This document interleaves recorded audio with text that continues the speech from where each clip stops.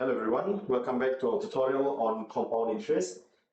This video, I'm going to show you the work example on how to use this formula. Okay, so we already know the formula. The formula is given by A equals to P bracket 1 plus R over 100 power n, and based on our example, we're going to use number 1A to find our missing values here, which is the interest and the total amount. So the same information, I'm going to put it down. The P, R, and T, which is 3,000, 4% per annum given, and time is 2 years. Let's just quickly fill in the small r and the small n.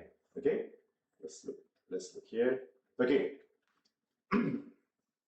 So based on, sorry, this is not 3,000, this is 5,000.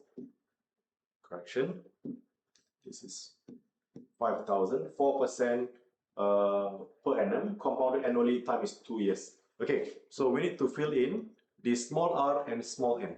So pay attention, because it's compounded annually, okay, as per first example here, is compounded annually. So the value of r and value of n has no change, as per what I explained in the previous video, right? In the introduction video.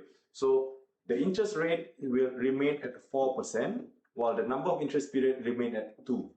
Okay, so we will use these numbers to get our total amount.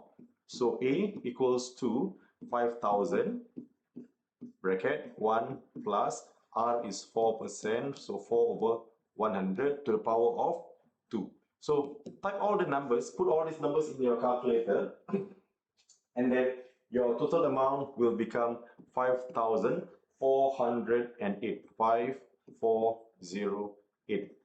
Okay, this is A. But if they ask you to find the interest, okay, you need to go back to this formula. A equals to P plus I, correct? Therefore, I is basically your total amount minus the principal, which is 5,408 minus 5,000.